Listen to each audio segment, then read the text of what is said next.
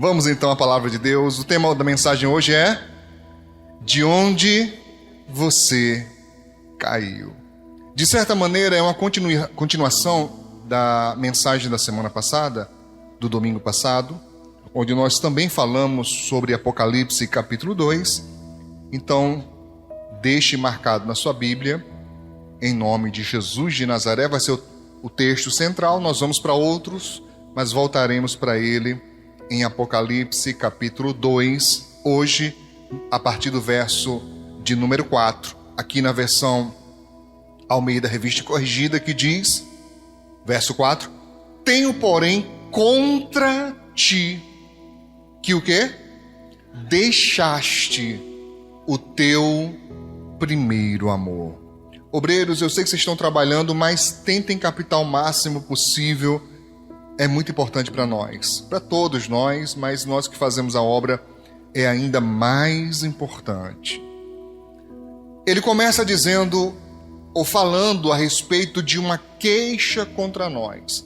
Se você lê em casa, ou não vai dar tempo de ler aqui hoje, mas em casa você lê os versos anteriores e você vai perceber que é feito um elogio a essa igreja. Para eles é feito um elogio da sua firmeza na palavra, de serem pessoas que não permitiam qualquer coisa que ouvissem descer ao seu coração. Eles provavam. O Senhor Jesus chega a dizer, vocês colocaram aqueles que se dizem apóstolos e não são à prova, e os achastes mentirosos.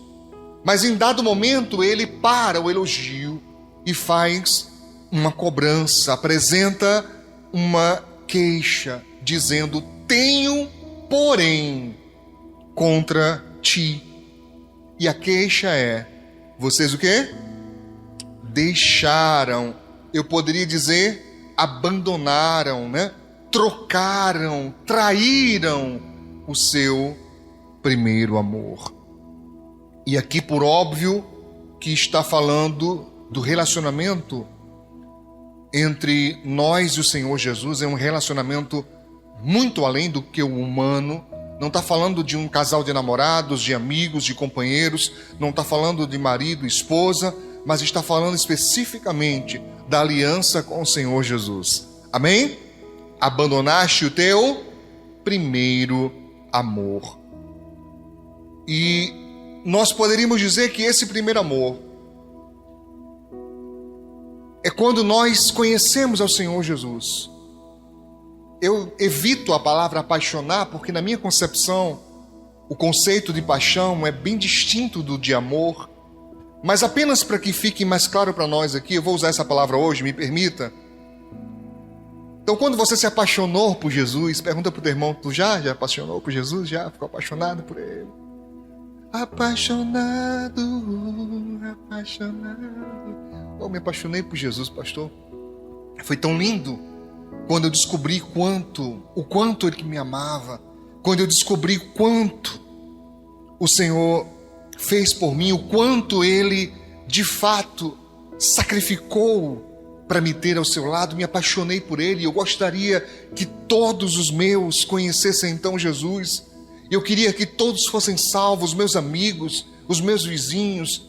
Então, muitas vezes a pessoa, quando ela tem esse primeiro contato com o amor de Deus, nasce dentro dela uma inquietação de não querer que as pessoas se percam, que as pessoas deixem de ter essa oportunidade de uma vida melhor.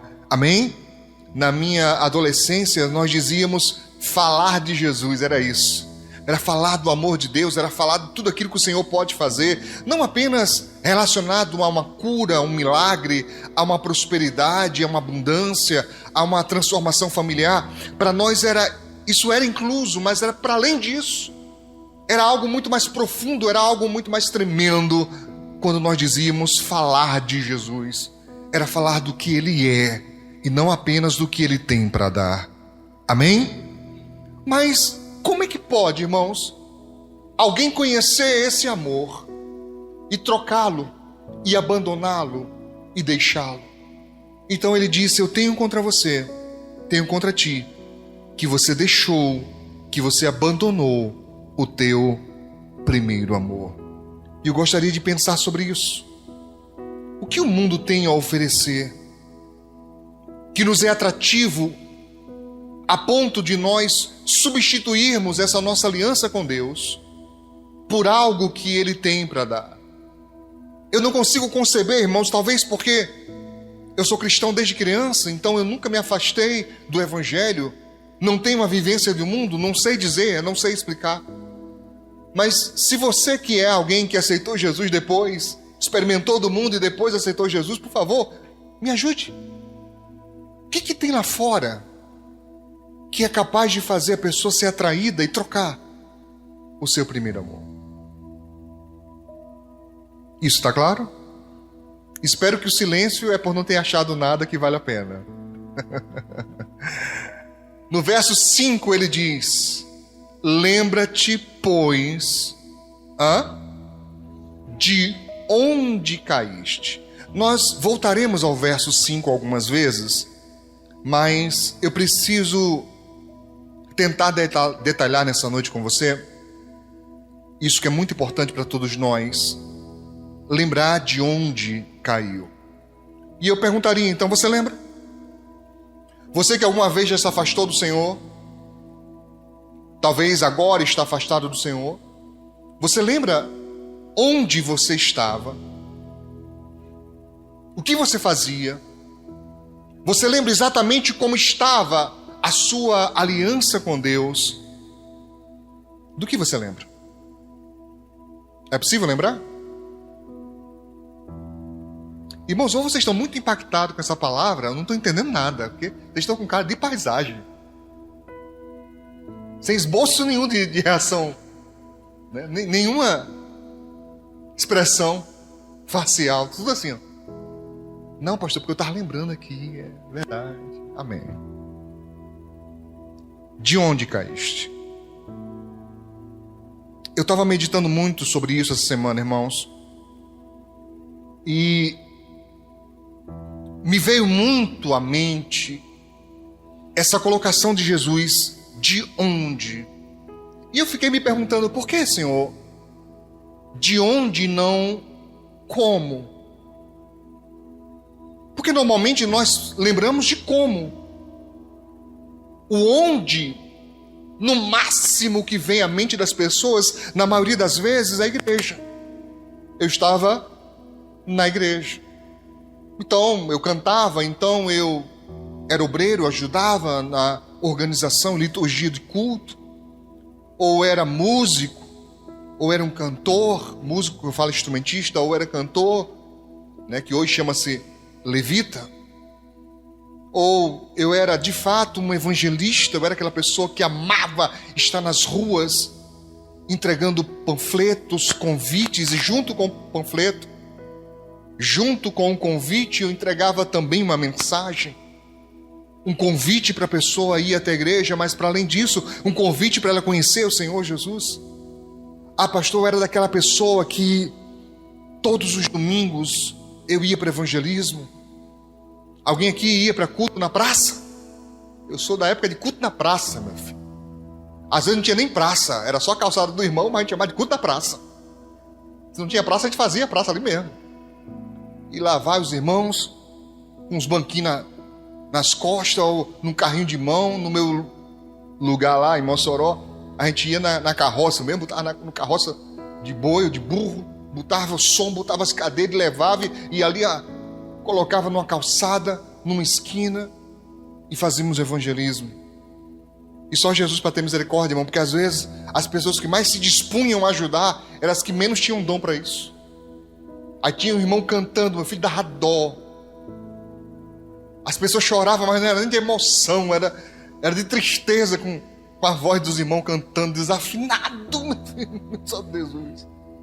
Eu que ajudava tocando, tinha tanta raiva, porque você ia pegar, parece uma coisa maligna, irmão, que você só ia pegar o tom da pessoa quando o hino estava acabando. Faltando uma estrofe, faltando um pedacinho que você pegava, porque a pessoa ficava dançando para cima e para baixo. Era uma luta.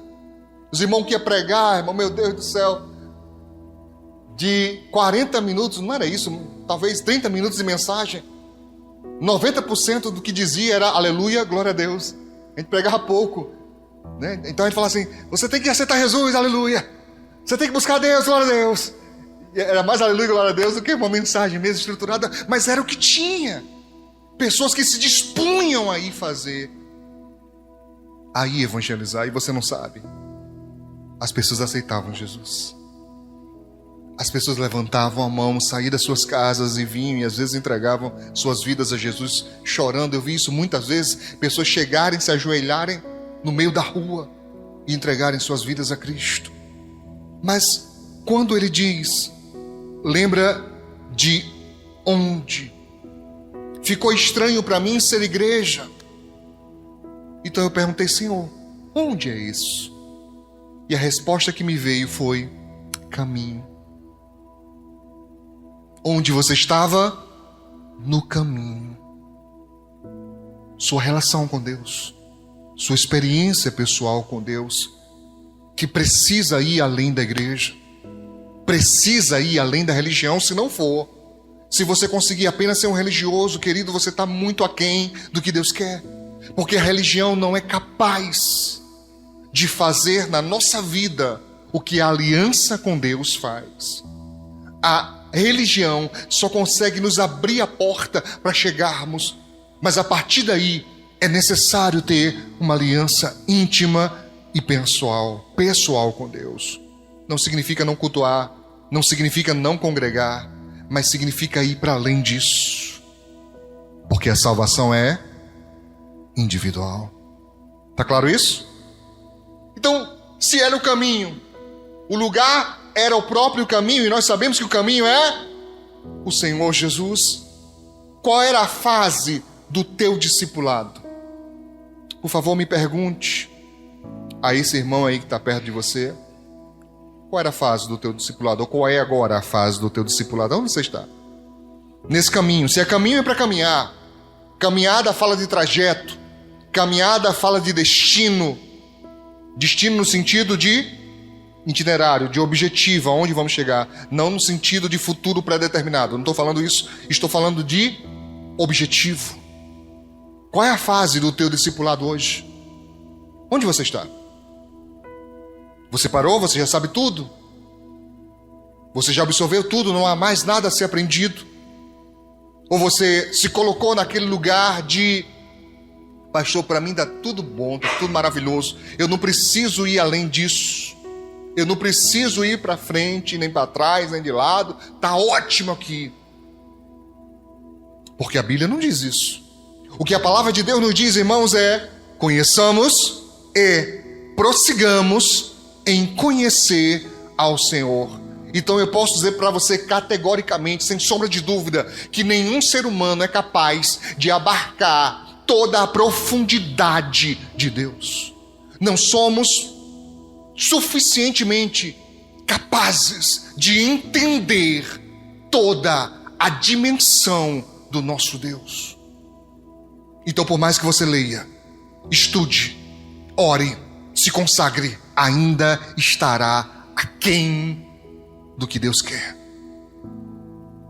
Amém? Qual é a fase do teu discipulado hoje? Ninguém perguntou, observei. Pergunte, qual é a tua fase agora? Tu está em que fase do teu discipulado? Se a gente colocasse em comparação com o ensino regular, tem um monte de professores aqui hoje. Ensino regular, você estaria onde no seu discipulado? Haja vista que a palavra discípulo, ela é um correspondente de aluno.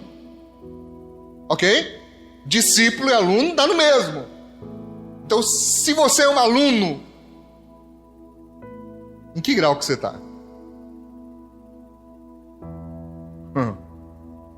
Vamos lá. É preciso que nós entendamos, irmãos, que a vida com Deus não pode ficar estagnada. Por isso diz, conheçamos e prossigamos em conhecer o Senhor. Há muito que avançar. Mas esse avanço, ele se processa através de fases. De quê? Fases. E cada fase tem as suas provas próprias. Por isso que a Bíblia fala especificamente no Novo Testamento de ser provado. Por exemplo, o apóstolo Paulo diz como obreiro aprovado, ou não dizes?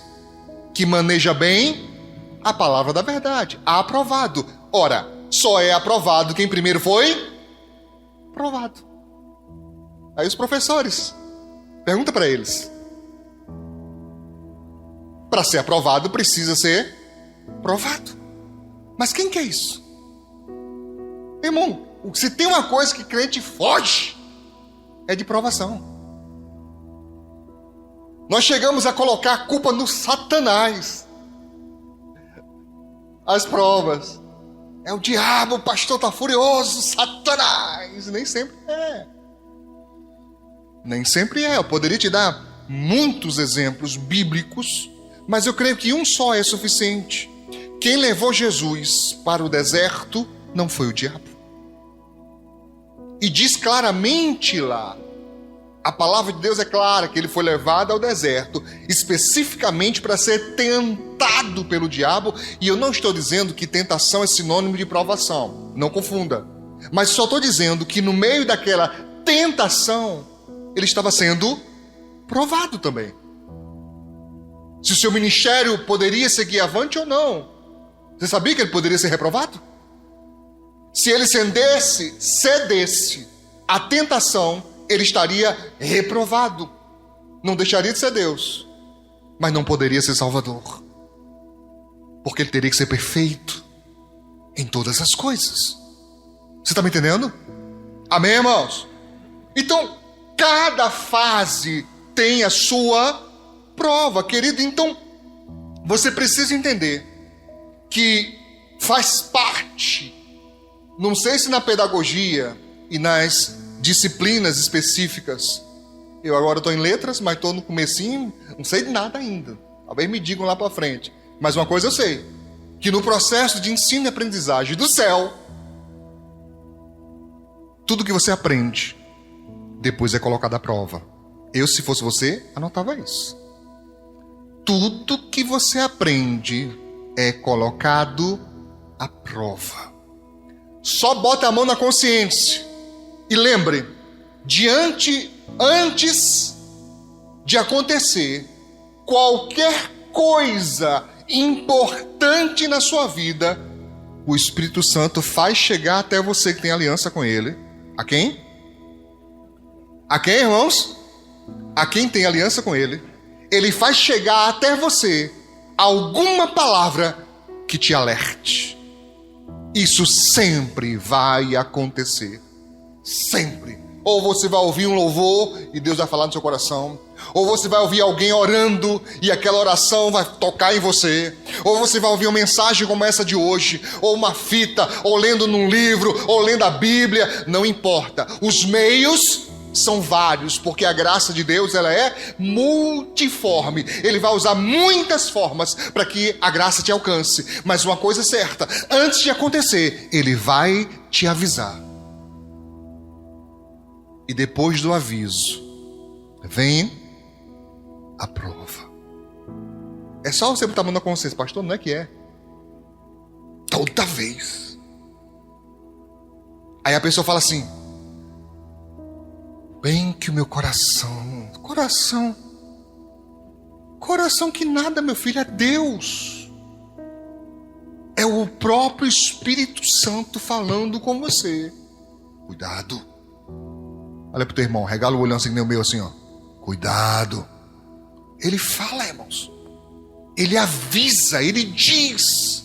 E às vezes diz e repete, diz e repete, diz e repete. Cuidado. Cuidado, cuidado, alertando, alertando, alertando, antes da prova vir. Porque ele é um professor maravilhoso, ele é aquele tipo de professor que fala assim, olha, turma, estude isso e isso, vai cair na prova. Ele já diz o que vai cair. Só que não é o que vai cair, é se você vai cair. Está entendido isso? Está claro, irmãos? Então, o que eu aprendo, o que eu ouço, o que eu absorvo de experiência, isso vai ser provado em algum momento. E geralmente é pouco tempo depois. Fique alerta. E me vem então a seguinte pergunta: você está pronto? Pronta? Está preparado para a próxima fase da vida? Porque todo mundo quer. Não tem quem pergunte. Alguém pergunte assim: fulano, eu vou perguntar. Casa própria, quem não tem quer. Quem não tem quer. Quero, pastor, minha casa, minha casinha, tá me pintar do jeito que eu quero, botar os móveis onde eu quero, e ninguém encher o saco. Quer a sua casa? A minha, aleluia. Quem quer um meio de transporte? Pastor, eu quero. Ninguém merece estar nesse trânsito de misericórdia. Quem quer? Eu quero, meio de transporte. Não aguento não. Negócio de ônibus aqui em Natal é terrível. Você paga um bocado de pecado, só ficar dentro do ônibus. O povo diz isso, mas é mentira, viu? O pecado só é pago na cruz, por Jesus. Não deixa essas coisas do capeta te enganar, não. Você vai sofrer bem muito, não vai pagar pecado nenhum. É isso que até aumentar, porque tu vai ficar xingando os outros dentro do ônibus, com calor, com fome, vai aumentar os pecados. Tá? Quer um transporte? Maravilha, todo mundo quer, irmãos. Quer ver agora? Olha pros irmãos aí. Quem quer salário maior? Pastor, eu quero. Ah, sim. Uns 100% a mais, tá ótimo. Dou glória a Deus. Quem quer? Quer? Só? Os outros não querem, não? Deus abençoe que levantou a mão.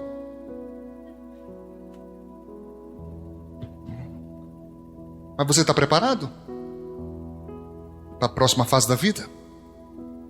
Se eu disser para você que tem pessoas que não podem ganhar mais do que ganha, não pode. Não pode. Porque se ganhar, se perde. Se perde, irmãos. A pessoa tem que estar na peia, tem que estar ali apertadinha. Porque se ganhar coisinha a mais, querido, já perde o senso. Já perde o senso. Já se descontrola. Cartão já vira um problema na vida da pessoa. Por quê? Porque está ganhando mais. Então, passa naturalmente a gastar mais. Irmãos, é incrível como há pessoas que nunca será suficiente. Se você triplicar, não vai dar. Quadruplicar, não vai dar. Pode botar 10 vezes mais, não vai dar, porque a pessoa não tem em si capacidade de administração. Teria que ter outra pessoa com ela para administrar. Aí daria certo. Mas ela administrando, não funciona. Porque aquela pessoa, irmãos, que ela é capaz de ficar horas em aplicativo de compra.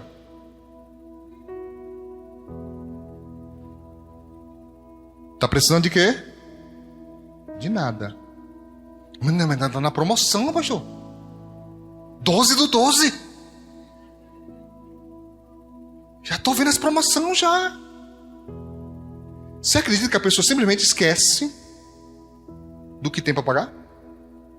Não lembra. Ela não lembra. Não, mas eu ganho tanto. Não dá. Como? Como é possível? Então, às vezes, a pessoa não está preparada, irmãos. Ela quer ir para a próxima fase, mas não tem condições. Não tem condições emocionais, não tem condições espirituais.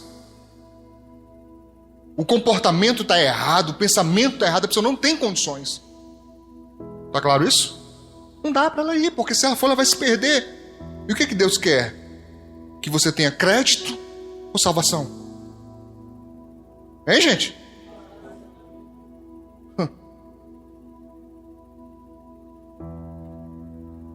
O aluno desnivelado. Eu estava pensando sobre isso. Como é que é o aluno desnivelado? Eu estava pensando muito sobre isso hoje. Ele deveria estar no mesmo nível dos outros, mas não está. Está desnivelado. O que acontece? Um alto risco de abandonar, de evasão. Imagina um aluno que ele chega a ver que todo mundo mais novo, bem mais novo, entende tudo da aula, ele não entende nada. Começa a dar o quê? Uma vergonha. Fica com vergonha. É só você perguntar, eu já conversei com professores.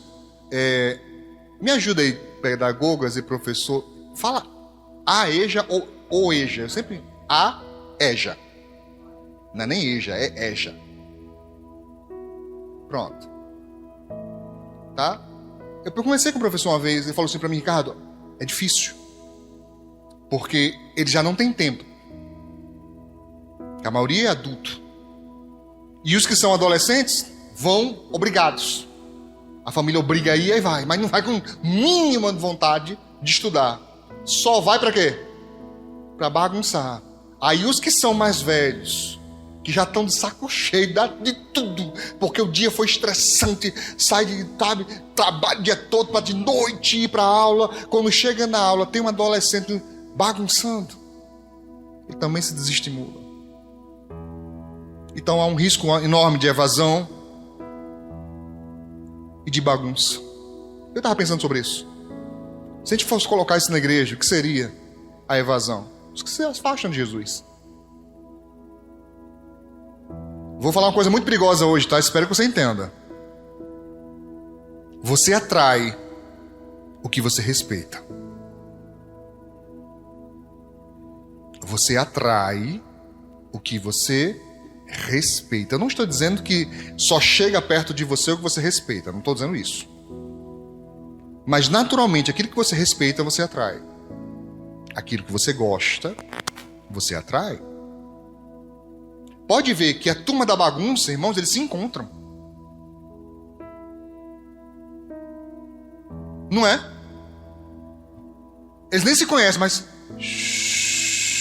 se atrai.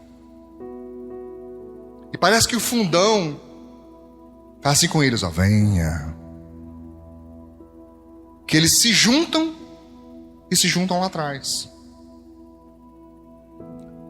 Não é as pessoas que sentam atrás na igreja. Tem senta atrás na igreja porque não consegue chegar antes. Então quando chega já está ocupado, senta atrás. Tem gente que senta atrás porque o som incomoda, a pessoa prefere ficar um pouco mais distante. Vários motivos. Tá? Tem gente que gosta de sentar perto da porta. Para quando o pastor fala assim, já está com o pé saindo. Tem uns crentes que amam ir embora. Quando a pessoa mais gosta da igreja, amém. Glória a Deus, vamos embora. Tá? E por aí vai, tem muitos motivos. Mas em sala de aula é um fenômeno. Geralmente os bagunceiros sentam do meio para trás. Mas o que me chamou a atenção, que o Espírito Santo me falou, na semelhança, que a bagunça nada mais é do que uma segunda visão. Porque a primeira visão dentro de uma sala de aula deveria ser aprender. As pessoas no mesmo intuito, aprender. Professor ensinar, alunos aprender. Uma troca de experiência às vezes, uma coisa que acrescenta às vezes, mas no comum, professor ensina, aluno aprende. Mas o que é a bagunça? É a segunda visão. É alguém que não está nem um pouco interessado em aprender. É alguém que só está ali para tumultuar, para convencer pessoas a também não ligarem. Você pode ver que tem pessoas que são um pouquinho bobas. Elas nem tinham essa intenção de bagunça, mas ela acha engraçado. Ela acha legal os bagunceiros, acha descolado. Aí começa a chegar perto. Aí daqui a pouco aquele bom aluno, que tinha um bom futuro, que tinha um bom projeto de vida, está igual aos bagunceiros. E normalmente o processo é sair ou não terminar. Tá claro, irmãos? Por quê? Porque a desordem distrai. Olha para mim. Se eu pregasse o culto todo assim, ó. Irmão, Jesus é bom, Jesus é maravilhoso. Você não entender nada, você nem ia ligar para mim, né? Ou se eu viesse com um caroço de feijão assim, bem na frente do dente, você nem ia concentrar na palavra, não concentra. A desordem distrai. Você sabia que nunca houve uma quantidade tão grande de pessoas com TDAH? E que tem alunos que a sala de aula é o pior lugar do mundo, porque a pessoa não consegue concentrar. E se tem desordem, é aí que não concentra mesmo. A pessoa até quer, mas ela começa a ouvir a história do outro, aí olha. Aí aqui, professor, você perguntar assim, O que foi que o professor falou? Você não faz ideia. Distraída.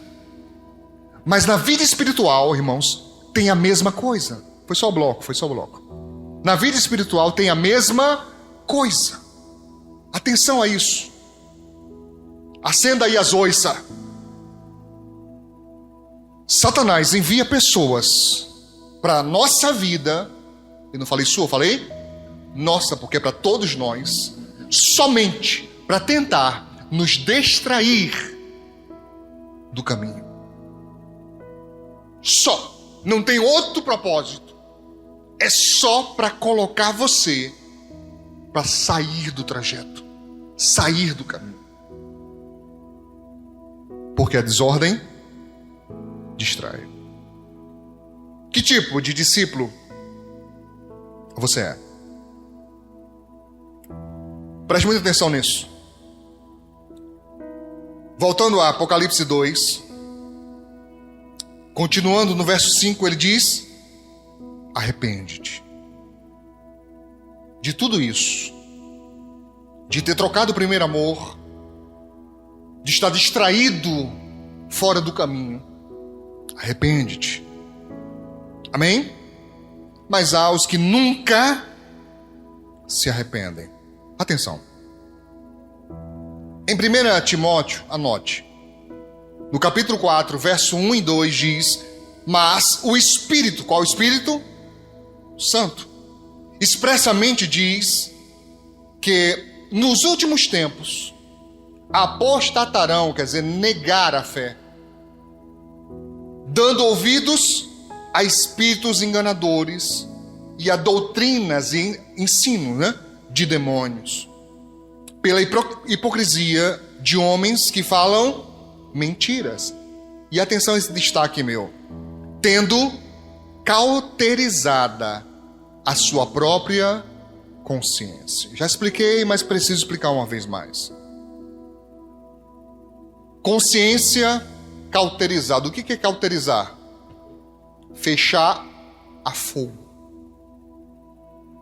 É muito fácil nós entendermos, por exemplo, eu sempre dou o exemplo da Idade Média, onde nas guerras alguém levava uma flechada, alguém era ferido com espada, uma lança.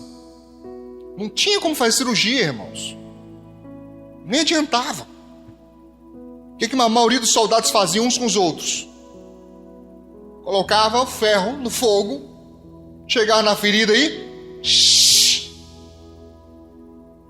Mas pastor, vai dar febre. Vai, mas é melhor do que hemorragia. Pode dar infecção? Pode. Mas é melhor do que morrer. Pelo menos tinha uma chance de escapar. Você está entendendo? Cauterizar. Hoje, a medicina usa cauterização em larga escala, irmãos. Hoje, existe bisturi a laser, meu filho. O médico já corta e cauteriza ao mesmo tempo. Não estou brincando, pesquisa. Já corta e cauteriza. Por quê? Porque já evita o risco do sangramento, hemorragia. Já vai cortando e soldando tudo lá. Mas a Bíblia fala de uma espécie de cauterização diferente. Os que cauterizam o fluxo da consciência. O que significa dizer que a pessoa, ela passa a não se importar com o pecado.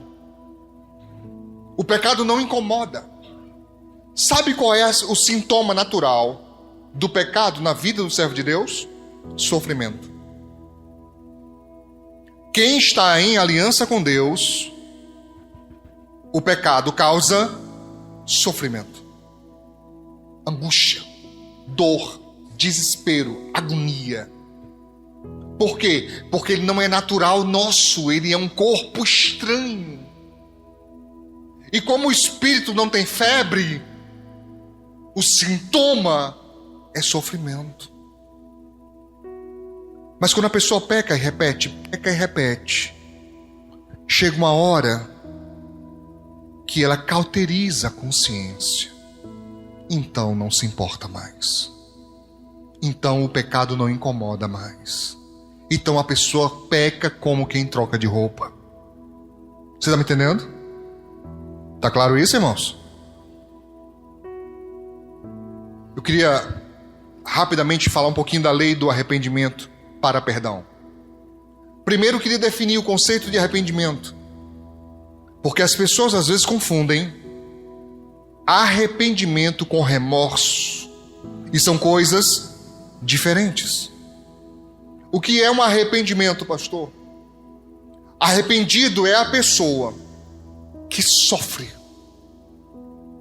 com o que fez. Quem se arrepende, irmãos, fica incomodado consigo próprio. Quem se arrepende, se pudesse fazer assim, ó para mim, ó. É um incômodo horrível. Então, às vezes, você se arrepende de ter dito alguma coisa, de ter feito alguma coisa. Ou se arrepende de não ter dito alguma coisa, de não ter feito alguma coisa. Fica aquele incômodo. Oh, meu Deus. Mas o remorso não. O remorso é uma leve e momentânea tristeza. É só um pouquinho. Ai, poxa. Está muito mais ligado à vergonha do que arrependimento. De fato. Está claro isso? Na primeira carta do apóstolo João, no capítulo 1, verso 9, ele diz: se confessarmos, pelo amor de Deus, o que é confessar? Eu estou ouvindo os ventiladores, não estou ouvindo vocês. O que é confessar? Hein, gente? Hein, gente? Falar, meu filho. Rasgar o verbo. Confessar. Então, se você acha que você vai ser perdoado,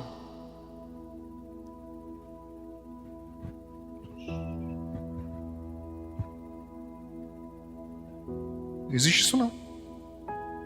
Não é possível perdão sem confissão.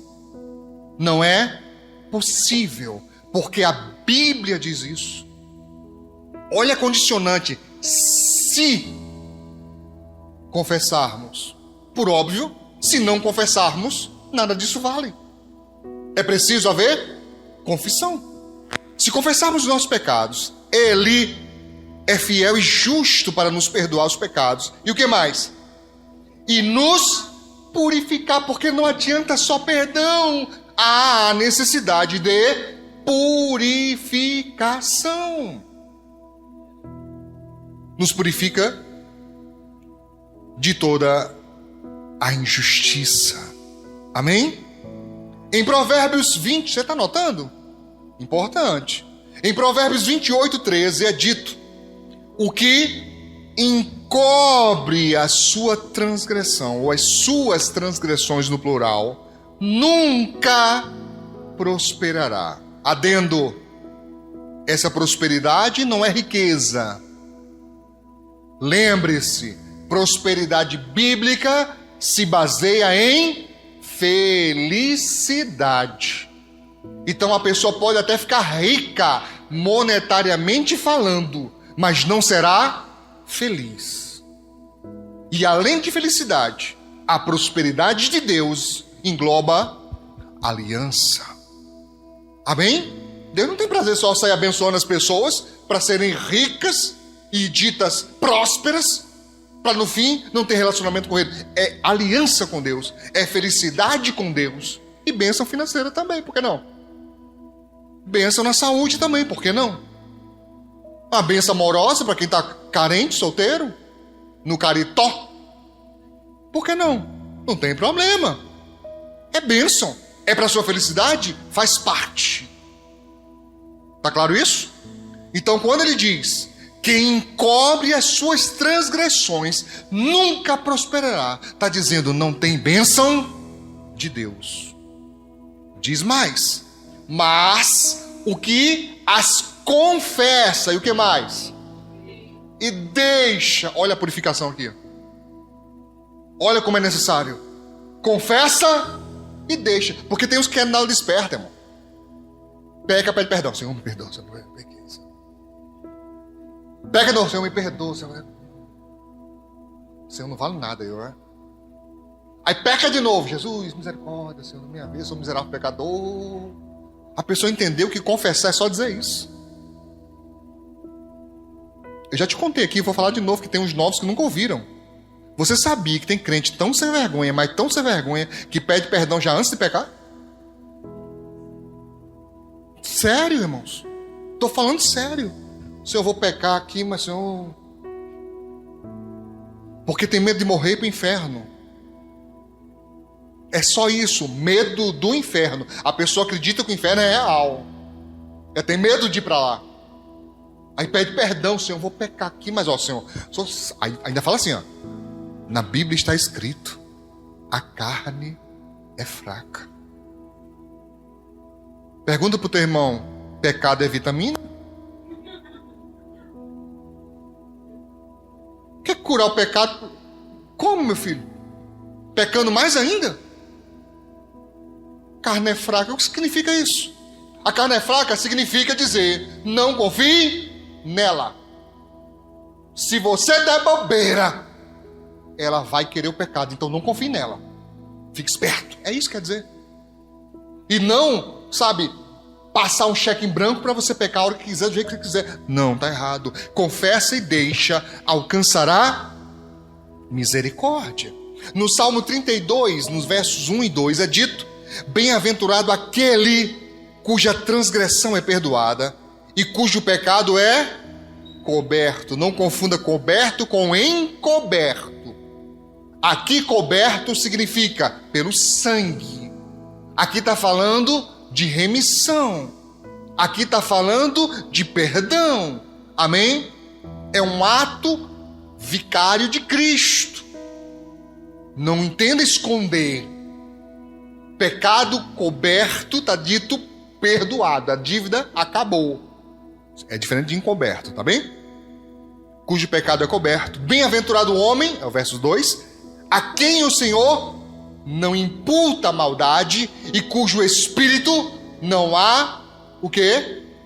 Não há engano. Aí diz no verso 3, enquanto, olha o que o salmista diz, enquanto, olha o tempo, durante o tempo em que eu me calei, quer dizer, escondi o pecado, envelheceram os meus ossos pelo meu bramido em todo dia. Porque de dia e de noite a tua mão o quê? Pesava sobre mim, e o meu humor se tornou em sequidão de estio. Estiagem, você sabe, falta de chuva. Sequidão de estia, está falando de seca. Certo? O meu interior, o meu ânimo era seco.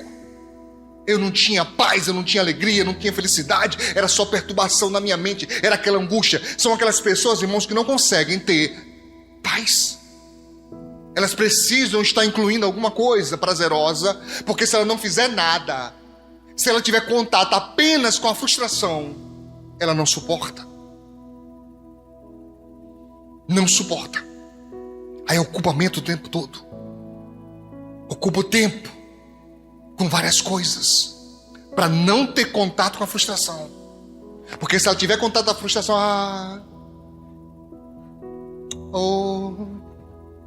eu queria tão... Pronto, já sofre. Eu sou daqueles irmãos que quando vem a notícia má, eu digo, não quero não.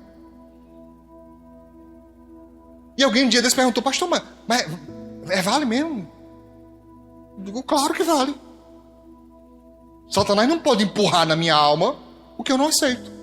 Então eu digo, quero não. Quero sofrer não, muito obrigado. Não quero. Pergunta, pastora, se a gente não tem um combinado. Eu já digo a ela, ó, antes de eu pregar e antes de eu dormir, eu não quero saber do problema. Não quero saber não. Só se for uma coisa que seja inevitável. Tem que dar minha palavra, tem que dar meu aval. Se for uma coisa que eu posso resolver amanhã, eu resolvo amanhã. Mas muitas vezes não dá. Muitas vezes eu sou pego de surpresa. E mesmo assim eu venho para o culto. E mesmo assim eu prego. E mesmo assim eu canto. E mesmo assim eu adoro. Agora, nesse exato momento, minha coluna está doendo. Sabe por quê? Você tem ideia de quantas voltas eu dei aqui? Pintando? Eu estava dizendo a Juninha, andei já uns 10 quilômetros. A gente começou de 4 e pouco. Né? Terminou que hora, Juninha? 10 da noite. Só me sentei, acho que uns 10 minutinhos para comer algum negócio. Depois de novo, pintando por dentro e por fora. Por dentro, não. Não parei um minuto. Quando o sangue esfriou, meu filho, eu fui levantar assim.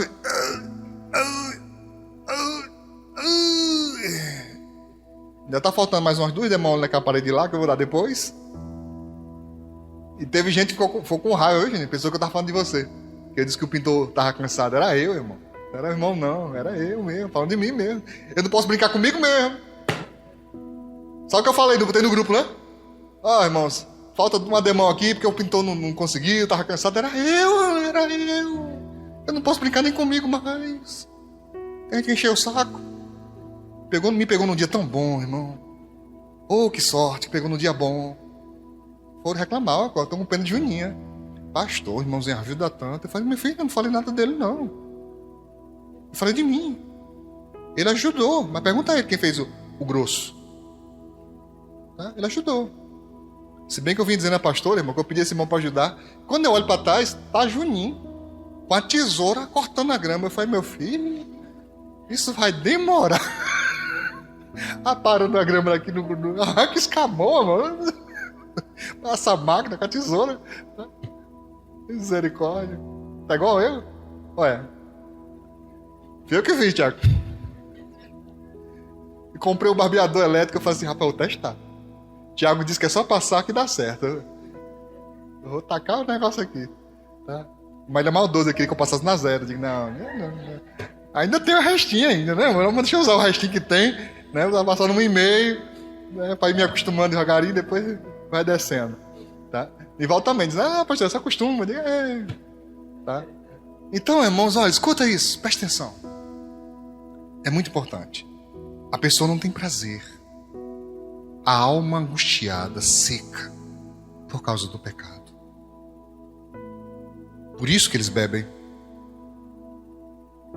Por isso que se drogam. Porque a vida para eles é insuportável sem isso. Eles não conseguem passar mês a mês, trabalho, casa, estudo. Eles precisam de algum subterfúgio para suportar a própria vida. Não, irmãos. A felicidade para quem tem aliança com Deus é tão diferente que às vezes a luta está grande, irmão, o pau está quebrando, filho. O negócio não está brincadeira, irmão. Só Jesus sabe. O povo olha para a nossa vida e pensa que é fácil. Todo mundo acha que a vida do outro é mais fácil. Olha assim, deve ser muito bom. Vem, cai para dentro para tu ver se tu aguenta. Acha que é fácil. Mas às vezes você sabe como é difícil se levantar. Só você sabe quão difícil é começar a trabalhar. Só você sabe quão difícil é, certo? Você, na segunda-feira, olhar para frente e dizer, meu Deus, tudo de novo. Tudo de novo. Só você sabe. Ninguém faz ideia de como é. Poucas pessoas perguntam para você, e aí, fulano? Perguntam querendo saber. Porque as pessoas perguntam, como é que tá? Tudo bem? Mas entenda só como olá, viu? Eu não quero saber como você está, não. Eu não quero sentar com você para você, né, debulhar as malas. Eu não quero saber, não. É só um olá, é só, sabe, educação. Certo? Mas querer saber como você está não é fácil. Então, às vezes, está muito difícil, mas quando você é crente, irmãos, é indescritível como, às vezes, um versículo entra dentro de nós, certo? E parece que botaram a gente na tomada de novo. Você estava todo... Aí... Tá subindo o negócio, né? Da bateria. Aí daqui a pouco tá você... Não, Jesus é bom. Aí 3 anos depois tá você dizendo, vem capeta, vem. Bora. ela está pronta para a guerra já de novo, irmão. Só Deus faz isso. Mas o pecado é capaz de afastar você dessa fonte de energia, dessa força motriz que o Espírito Santo produz. Amém? Davi disse, verso 5, ele não aguentou não, mano, pediu arrego, Davi. Ele disse, confessei-te o meu pecado. Lembre que no verso 3, ele diz, enquanto me calei. Mas depois ele diz, confessei-te o meu pecado, e a minha não encobri a minha maldade. Dizia eu, confessarei ao Senhor as minhas transgressões, e tu perdoaste a maldade do meu pecado. Então funciona assim, meu irmão. É assim que funciona. Há que ter uma confissão para você atingir o perdão. Eu queria dar aqui um passo a passo, mas não entendo como ordem de valor. Esse é mais valoroso que esse, não. É aleatório. E não são só esses, não. São muitos outros. Mas esses aqui eu diria que são mais fáceis ou possíveis de serem atingidos com mais facilidade. Primeiro, reconhecimento do pecado e da situação. Enquanto você não reconhecer que o que você faz é pecado, enquanto você não reconhecer a sua situação espiritual diante de Deus, nada muda. Tem que reconhecer. Vai ser pecado. E se Jesus voltar agora, é arriscado eu não ir. Tem que reconhecer a situação. Amém? O que mais? Confissão sincera do pecado e da situação. Porque tem gente que é assim, reconhece, mas ela guarda em segredo. Não é errado mesmo, não é errado. Não agrada a Deus, não agrada a Deus. Mas não adianta só reconhecer. Reconhecer é o primeiro passo. Após o reconhecimento, se exige, e não é uma exigência nossa, não é da igreja não, tá? É bíblica, é de Deus. Se exige a confissão, e essa confissão tem que ser sincera do pecado e da situação. Terceiro, abominar. Tomar nojo do pecado. Você só consegue se livrar do pecado quando você cria nojo dele. Deixa eu perguntar, alguém aqui fumava? Fumava? Só? Ninguém mais? Ana fumava? Fumava? Fumar e beber? Olha aí, Tiago. Olha aí, Tiago. Tem quem diga, Tiago? Fumar e beber. Misericórdia. É verdade, não pode não, mentira não. Na igreja não pode não, né? Nem lá fora. Não revela muito na irmã, tá bom? Deixa por aí mesmo. Amém. E se a pessoa ficar fumando perto da senhora hoje? O cheiro é tranquilo? Incomoda?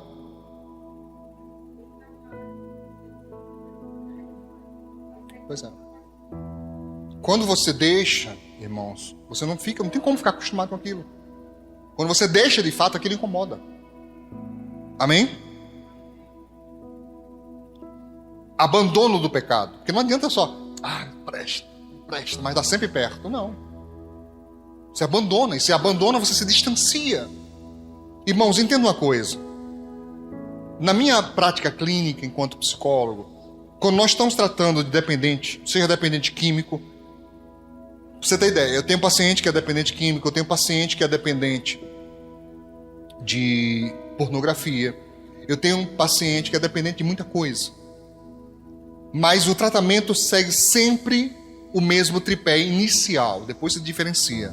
Mas inicialmente, eles precisam mudar de ambiente, mudar de amizades e mudar de hábitos.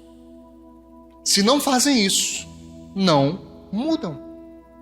Porque você quer se livrar do vício, mas só vive com as mesmas pessoas, você vai cair de novo, e outra vez, e outra vez. Você quer abandonar o vício, mas está sempre perto onde oferecem para você, vai cair de novo. Quer abandonar o vício? Pastor, eu não estou mais usando não, eu só pego e cheiro assim.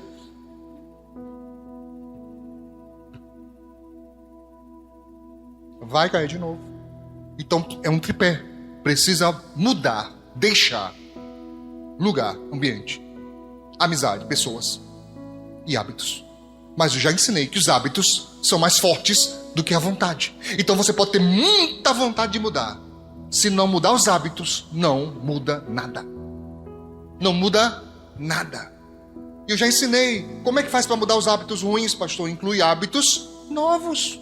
Como é que inclui hábito, pastor? Tudo que você faz e repete se torna um hábito. Por que você não tem o hábito de ler a Bíblia?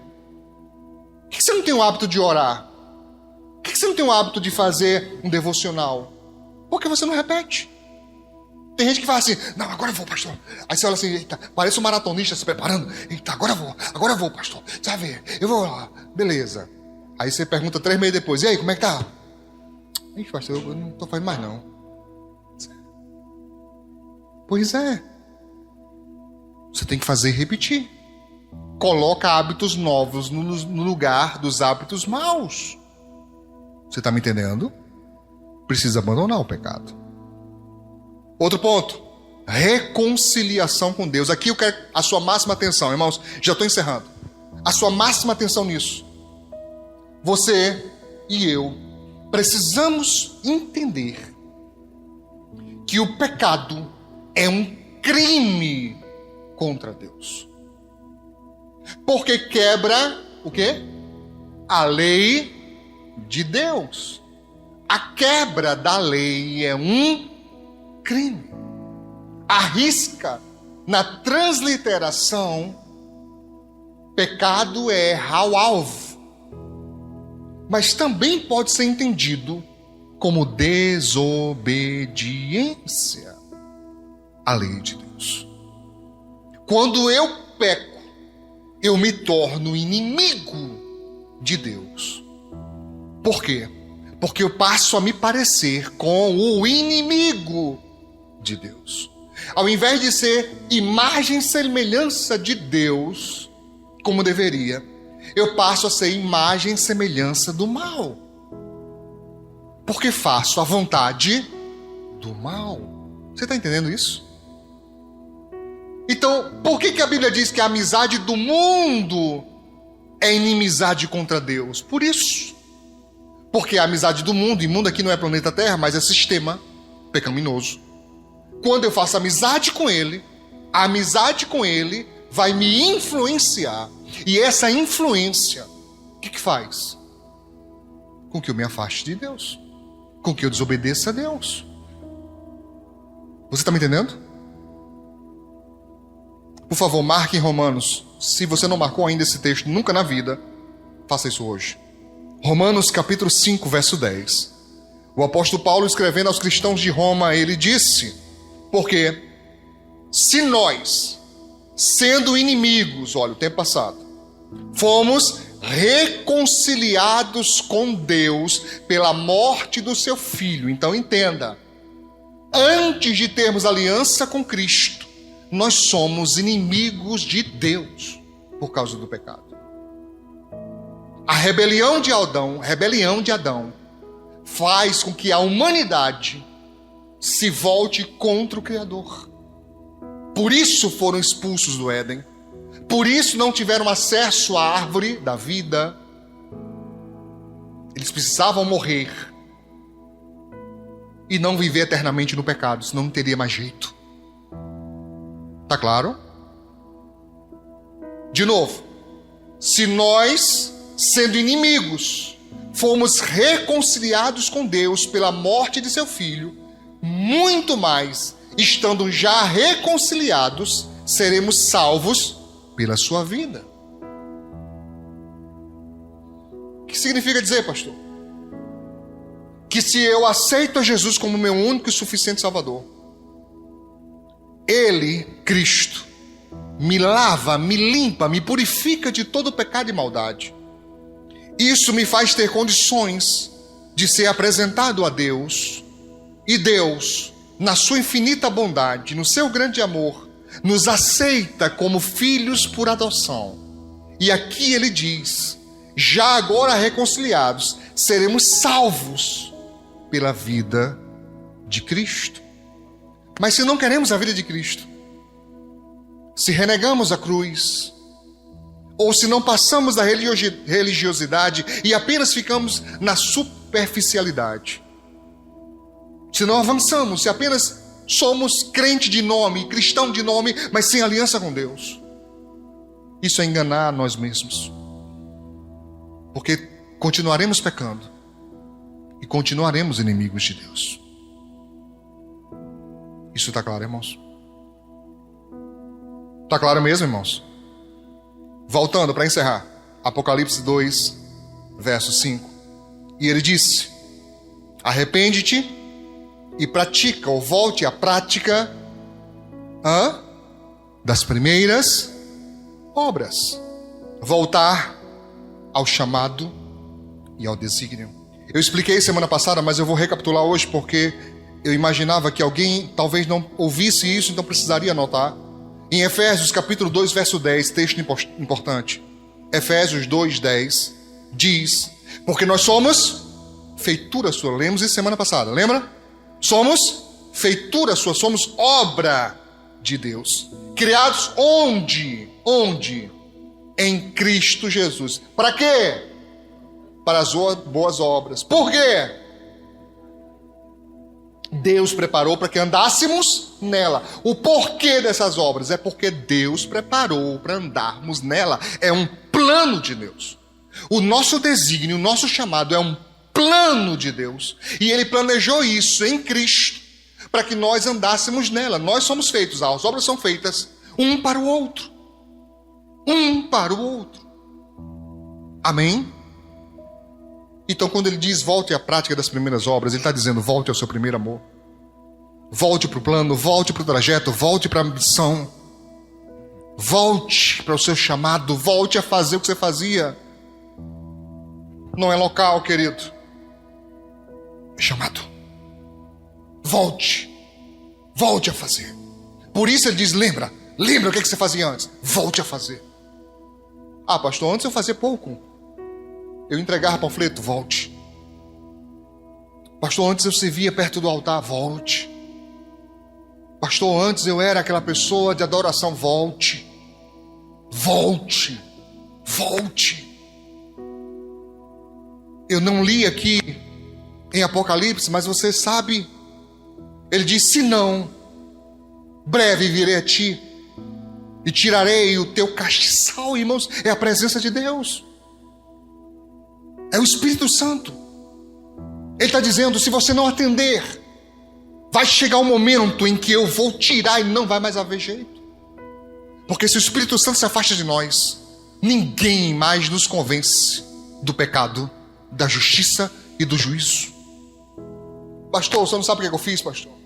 Eu fui longe demais, fui muito longe. Eu já fiz muita coisa. Bom, mas se dá uma tristeza por ter feito, é um bom sinal. Significa que ainda o Espírito Santo tem acesso à sua alma, que ele ainda diz para você que não deve ser assim. Então isso é um excelente sinal. Mas você deveria tomar uma decisão e dizer, chega, não, eu não vou ficar mais assim. Eu não vou permanecer mais assim. Eu vou ter uma aliança real com Deus.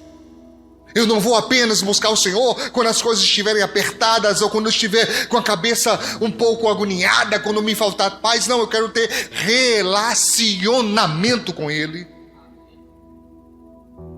E por quê, pastor? Porque em Cristo Ele nos reconciliou. Amém? Bom, o dia da próxima está muito perto, irmãos. Está muito perto, nunca teve tão perto. Olha a movimentação geopolítica do mundo.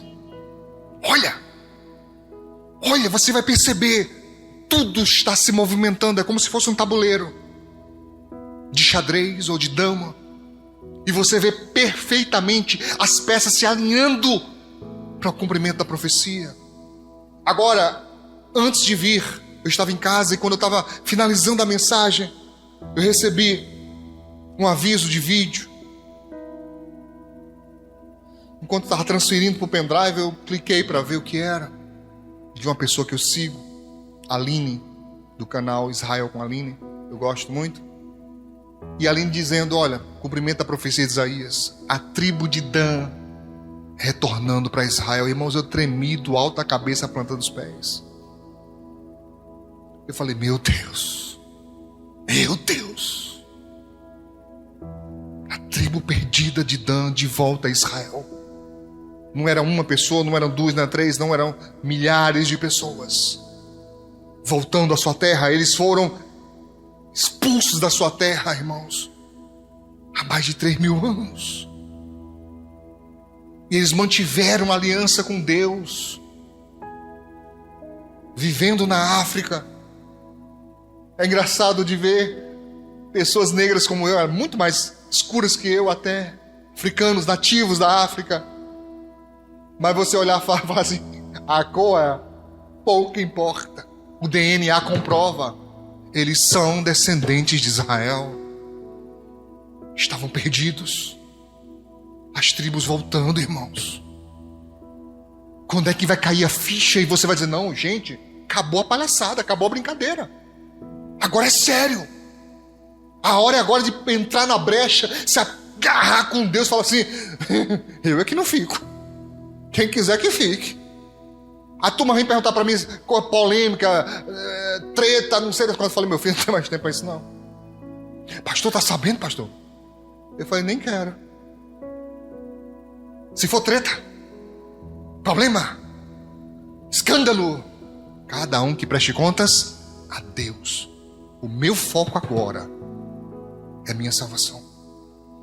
E eu só posso garantir a minha, irmãos. Eu não consigo salvar minha esposa, eu não consigo salvar meus filhos. Eu só posso garantir a minha salvação se eu estiver fiel ao Senhor. Porque se eu não estiver fiel ao Senhor, esse cargo que eu ostento, pastor, presidente, isso para Deus não quer dizer nada. Nada, menos que nada. Porque só tem um cargo no reino: servo. Acima de servo, Senhor. E só tem um. Então eu que não quero brigar por nada. Quem quiser que brigue, esses bofeteios aí. Eu quero nem saber. Eu quero é o céu, meu. Amém? Então alerte, querido. Sai daqui hoje com essa mensagem no seu coração. Que tipo de discípulo eu sou? Em que fase da caminhada estou eu? Eu estou mais perto da coroa ou mais distante da cruz? Porque tem gente que nem perto da cruz está. Se estivesse perto da cruz, talvez só piscasse alguma gotinha de sangue. Mas estão caminhando para longe de Deus a passos largos, irmãos. Então alerte.